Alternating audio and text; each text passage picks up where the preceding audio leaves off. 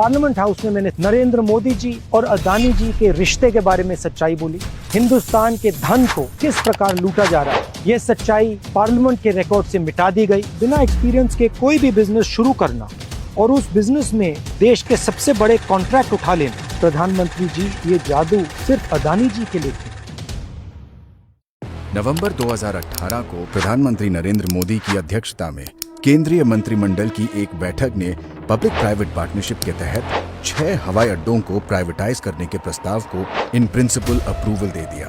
फरवरी 2019 में सरकार के नजदीकी अडानी समूह को पीपीपी मॉडल के तहत लखनऊ, तिरुवनंतपुरम, जयपुर, अहमदाबाद, मैंगलोर और गुवाहाटी में 6 हवाई अड्डों के विकास, संचालन और रखरखाव का कॉन्ट्रैक्ट मिल गया। ये खबर ध्यान देने वाली इसीलिए है क्योंकि अडानी समूह के पास हवाई अड्डों के संचालन या प्रबंधन का कोई पिछला अनुभव था ही नहीं। ये कहानी मित्र काल के कब्जे राज की है।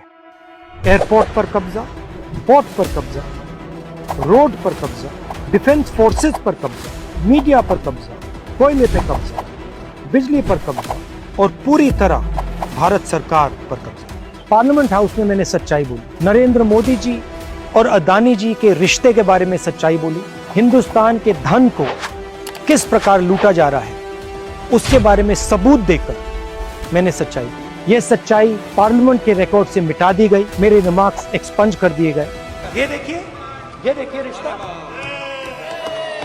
माननीय सदस्य पोस्टर प्लीज, पोस्टर नहीं, वो फोटो है सर, वो पोस्टर नहीं है। इसके बारे में मीडिया में कुछ नहीं आया, मीडिया ने कुछ नहीं बोला और जो सवाल मैंने प्रधानमंत्री जी से पूछे, सबूत देकर पूछे, उनका जवाब नरेंद्र मोदी जी ने नहीं दिया।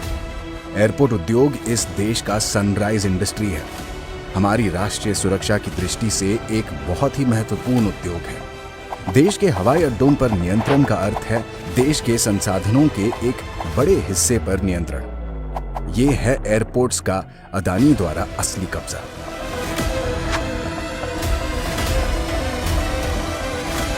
यूपीए सरकार के लिए हवाई अड्डों के निजीकरण का विचार उनके बुनियादी ढांचे और सेवाओं में सुधार के लिए निजी निवेश लाना था, जिससे यात्रियों को बेहतर यात्रा का अनुभव मिले। मैं बिजनेस के खिलाफ नहीं हूं, मैं प्रो बिजनेस हूं, मगर मैं मोनोपोली के खिलाफ हूं और मैं जादू के खिलाफ हूं। कौन सा जादू? 609 से 2 का जादू, 4 से 14 का जादू, 0 से 6 का जादू। वो कहते हैं ना, हर किसी को मुकम्मल जहां नहीं मिलता, ये प्रधानमंत्री के फेवरेट मित्र पर लागू नहीं होता। उन्हें जमीन, समुद्र, आसमां सब कुछ है मिलता। एक व्यक्ति जिसने एयरपोर्ट कभी नहीं चलाया, जो एयरपोर्ट बिजनेस को समझता ही नहीं है, उसको हिंदुस्तान के सबसे प्रॉफिटेबल एयरपोर्ट पकड़ा दिए गए।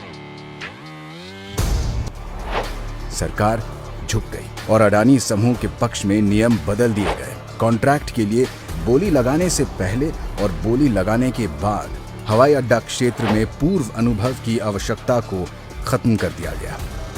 दूसरा सवाल, एक ही व्यक्ति को 6 एयरपोर्ट्स क्यों दिए गए? नियम था कि एक व्यक्ति को ज्यादा से ज्यादा 2 एयरपोर्ट दिए जाए। ये 6 हवाई अड्डा विकास परियोजनाएं हाईली कैपिटल इंटेंसिव हैं और इसमें प्रोजेक्ट फेलियर्स होने की संभावनाएं भी हैं।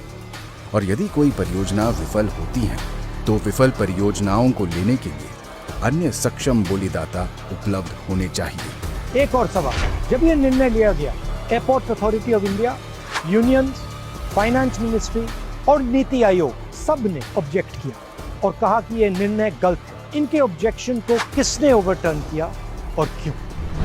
जो कंसेशन 30 साल का था उसे 50 साल का क्यों किया गया? और जो रेवेन्यू मॉडल था उसको क्यों बदला और किसने बदला? आखिरी जादू, मुंबई एयरपोर्ट, हिंदुस्तान के एयरपोर्ट्स के सोने की चिड़िया। मुंबई एयरपोर्ट के ऑपरेटर पर एजेंसीज का दबाव, सीबीआई, ईडी, और जैसे ही मुंबई एयरपोर्ट्स के ऑपरेटर अदानी जी को एयरपोर्ट ट्रांसफर करते हैं, वैसे ही एजेंसीज उनको क्लीन चिट दे देती। मैंने ये सारे मुद्दे उठाए और ये सुनिए नरेंद्र मोदी जी का जवाब। तुम्हारे पांव के नीचे कोई जमीन नहीं। कमाल ये है कि फिर भी तुम्हें यकीन नहीं। प्रधानमंत्री जी ने शायद दुष्यंत जी कि कविता की अगली 2 पंक्तियां नहीं पढ़ी। मैं बेपनाह अंधेरों को सुबह कैसे कहूँ, मैं इन नजारों का अंधा तमाशबीन नहीं। सच्चाई बोलना, सच्चाई का सामना करना हमारे देश की हिस्ट्री, हमारे देश का इतिहास है।